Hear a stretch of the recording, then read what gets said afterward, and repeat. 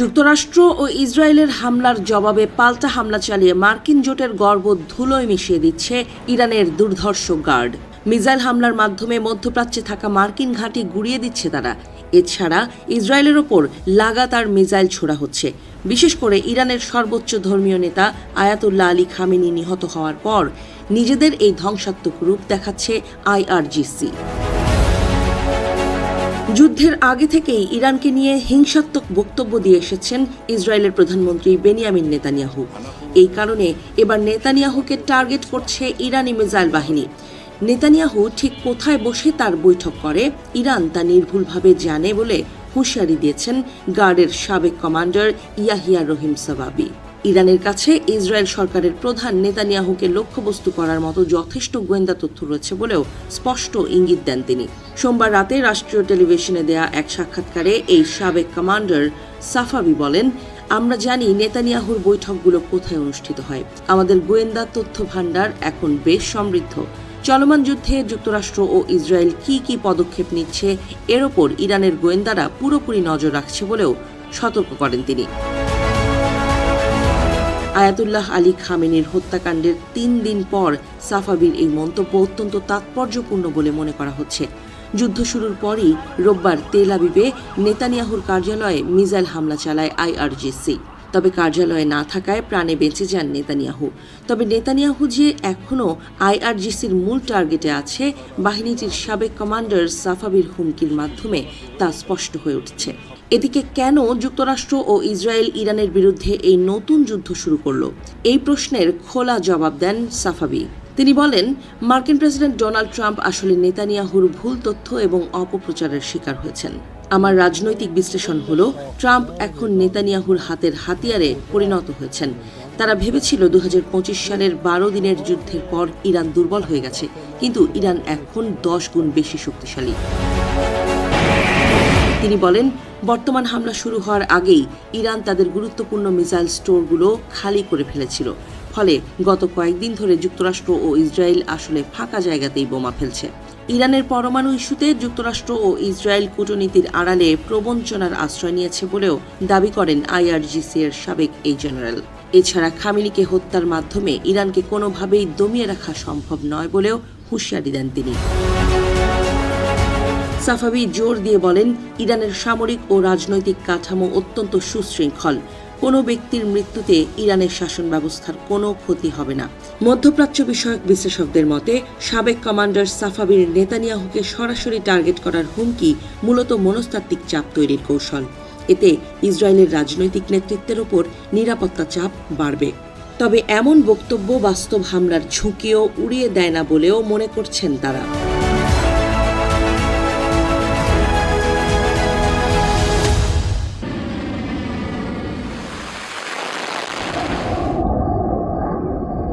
ইরানের আকাশ জুড়ে শত্রুর দানবীয় যুদ্ধ বিমানের হুঙ্কার। থেমে থেমে বিভিন্ন শহরে মিসাইল ছুড়ছে যুক্তরাষ্ট্র ইসরায়েল। ধোঁয়ায় আচ্ছন্ন এলাকা থেকে ভেসে আসছে বাঁচার আকুতি।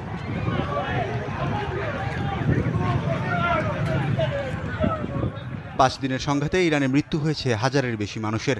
এত নাগরিক, সর্বোচ্চ নেতা আর সেনা অফিসারদের হারিয়ে আহত সিংহের মতো পাল্টা প্রতিরোধ করছে ইরানি সেনারাও। ইসরায়েল সহ লক্ষ্যবস্তু করা হচ্ছে তেল আবিবের মধ্যপ্রাচ্যের মিত্রদের। যুক্তরাষ্ট্র ইসরায়েলের সাথে ইরানের এই সংঘাতের বলি গোটা মধ্যপ্রাচ্য। অঞ্চলটিতে 25টির বেশি মার্কিন ঘাঁটিতে ক্ষেপণাস্ত্র হামলা চালাচ্ছে তেহরান। লক্ষ্যবস্তু করা হচ্ছে এসব দেশের তেল, গ্যাস সহ বিভিন্ন গুরুত্বপূর্ণ স্থাপনাকে। নতুন করে সৌদি আরামকোর বৃহত্তম পরিশোধনাগারে হয়েছে হামলা। ড্রোন ছোড়া হয়েছে কুয়েতের বেশ কয়েকটি এলাকায়। ইরানের সর্বোচ্চ নেতা খামেনির 3 দিনের স্মরণ সভা শুরু হয়েছে। এরপরই তাকে দাফন করা হবে, যদিও এখনও ঠিক হয়নি দিন তারিখ। এদিকে সব জল্পনার অবসান ঘটিয়ে সর্বোচ্চ নেতা খামেনির ছেলে মুজতবা খামেনিকে নতুন নেতৃত্বের জন্য বেছে নিয়েছেন দেশটির অ্যাসেম্বলি অব এক্সপার্ট। ইরানের রেভলিউশনারি গার্ড আইআরজিসির চাপে এমন সিদ্ধান্ত নেওয়া হয়েছে। দেশটির গণমাধ্যম ইরান ইন্টারন্যাশনালকে একথা জানিয়েছেন একাধিক সূত্র। এমন আলোচনার মাঝেই ইরানের নতুন সর্বোচ্চ নেতা মুজতবা খামেনিকে হত্যার হুমকি দিয়েছেন ইসরায়েলের প্রতিরক্ষামন্ত্রী ইসরায়েল কাটজ।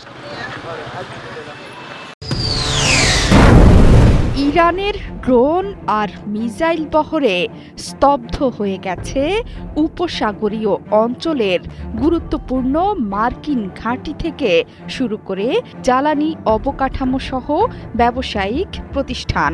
রণক্ষেত্রে পরিণত হয়েছে কাতার এবং সংযুক্ত আরব আমিরাত।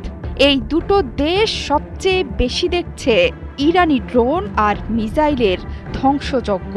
কাতার আর আমিরাতের প্রতিরক্ষা ব্যবস্থার ইন্টারসেপ্টর ফুরিয়ে আসছে।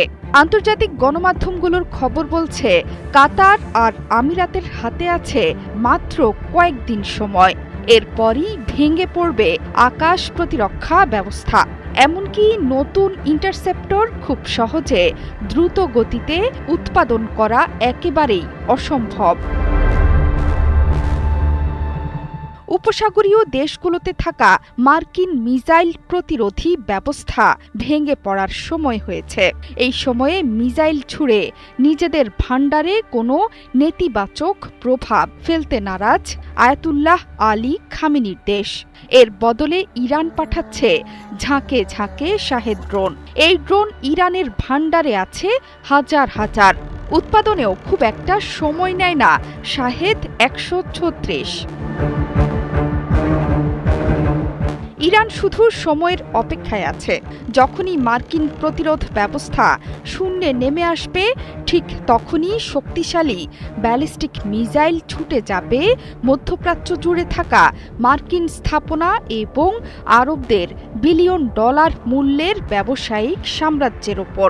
মাঝের সময়টুকু ইরান চাইছে ড্রোন দিয়েই শায়েস্তা করতে।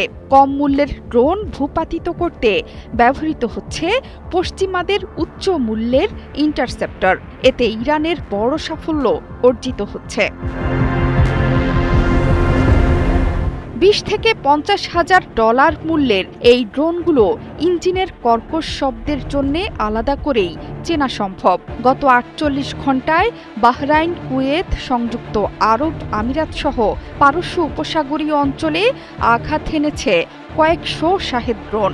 মার্কিন আঞ্চলিক মিত্রদের ওপর চাপ সৃষ্টিতে এই কৌশল নিয়েছে তেহরান। একটি মাত্র শাহেদ ড্রোনে ধসে পড়তে পারে বিলাসবহুল ভবনের বেশিরভাগ অংশ। সেই প্রমাণ এর মধ্যেই প্রকাশ্যে। সামাজিক মাধ্যমে ছড়িয়ে পড়া ভিডিওতে দেখা গেছে রাতের আধারে ডেল্টা উইং ড্রোন ঘাস কাটার মেশিনের মতো কর্কশ শব্দে এগিয়ে যাচ্ছে বহুতল ভবনের দিকে এবং সজোরে আঘাত করে। সঙ্গে সঙ্গে ব্যালকনি থেকে ধসে পড়ে জ্বলন্ত ধ্বংসাবশেষ।